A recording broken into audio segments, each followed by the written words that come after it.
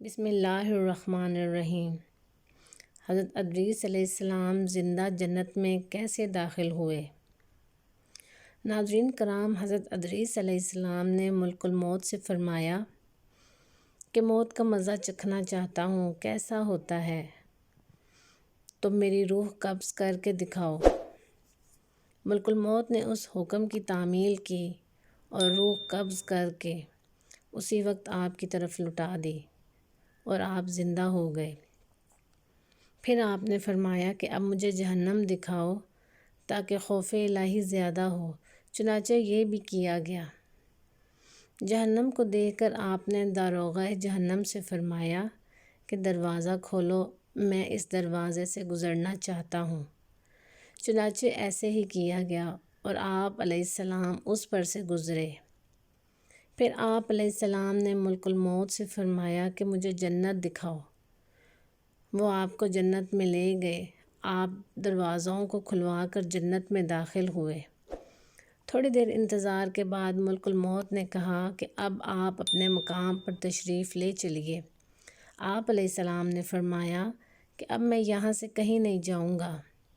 اللہ تعالیٰ نے فرمایا ہے، کل نفس ذائقہ الموت، تو موت کا مزہ میں چکھ ہی چکا ہوں۔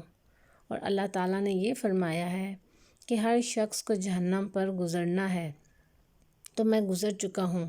اب میں جنت میں پہنچ گیا اور جنت میں پہنچنے والوں کے لیے خداوند قدوس نے یہ فرمایا ہے کہ جنت میں داخل ہونے والے جنت سے نکالے نہیں جائیں گے۔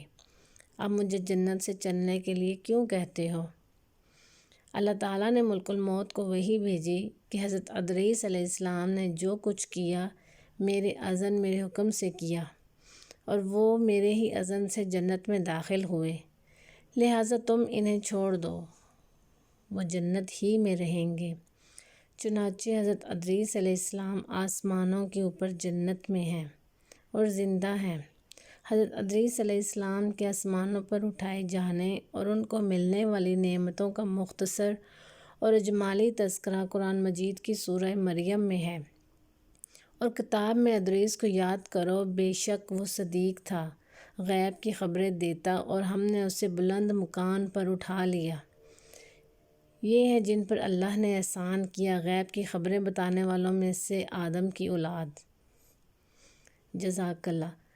ناظرین، میری ویڈیو پسند آئی ہے تو اس کو لائک اینڈ شیئر ضرور کیجیے گا، اور مزید ایسی ہی ویڈیو دیکھنے کے لیے میرے چینل کو سبسکرائب ضرور کیجیے گا۔ شکریہ۔